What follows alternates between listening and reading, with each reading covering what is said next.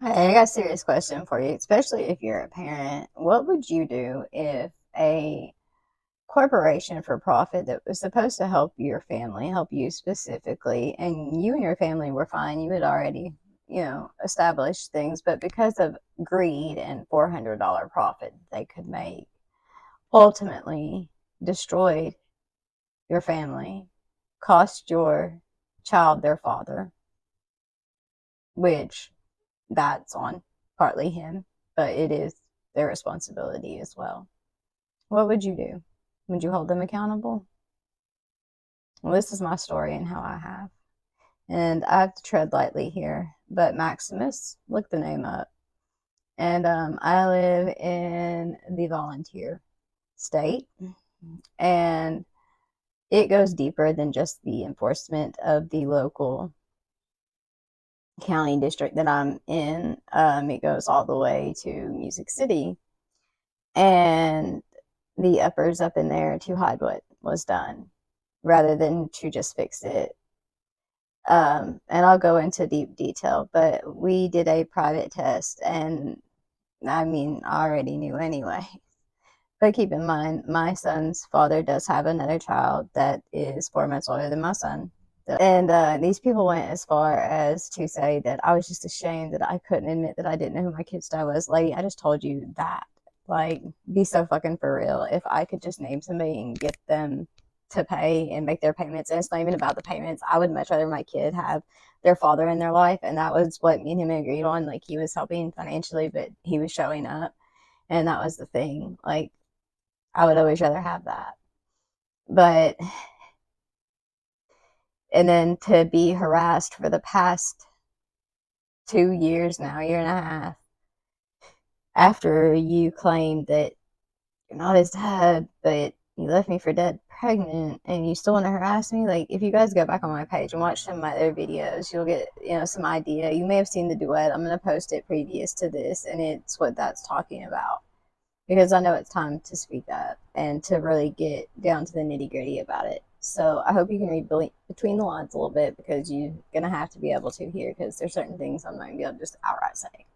But there's going to be some things you're going to hear with your own ears that you would not believe if I just told you was said to me, unless you fucking heard it. But you're going to hear it.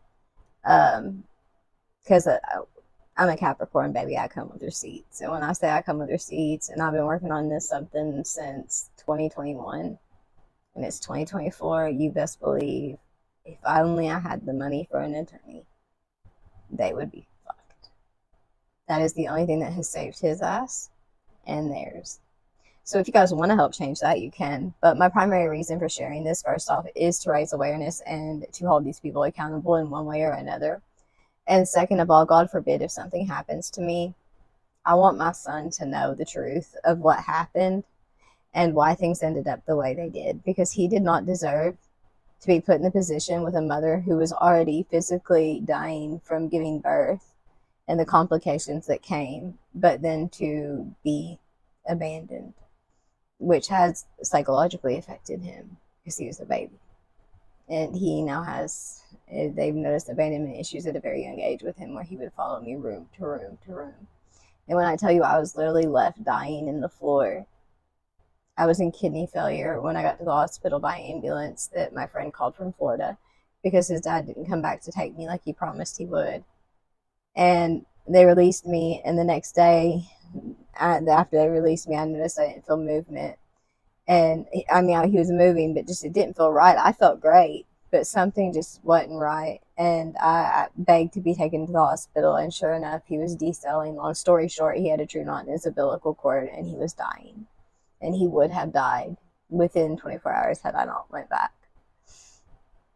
So literally, I was in kidney failure, dying in the floor, and he went and said he was going to run to his house and come right back to take us. And if it would have been for my friend calling 911 because I was here alone, me and my son wouldn't be alive today. Like, she truly saved both our lives. And then me knowing my body and trusting that something wasn't right and going back. Because that's the other thing, and I'll talk more about it after we talk about the enforcement issue, is the medical gaslighting in the medical system here. and how poor it is, how truly horrendous our medical system is, and the things that they can say about you, and that you need to understand the things that are possibly being said about you, and why it's so important to request your records that you have a full right to, including the notes. I'll talk about that as well. So you definitely are going to want to hit the follow. Please ask any questions. I'm fully transparent. I have 3 years worth of evidence. I have nothing to fucking hide. I want the truth to come to light more than anything, TikTok. So please help me get this message out there, because my son, at the very least, deserves to have his story heard, and so that he knows, but he truly deserves fucking justice. And if I ever get the money to hire the attorneys that I need, and I just hope one day that I can bring change to get this abuse of power gone, because that's what it is, and greed. For $400, they destroy the family. So tell me in the comments, if somebody destroyed your family for $400, what would you do? I'll see you guys in the next one. Check out my duet. I'll have it stitched down there. Have the date there. Much love.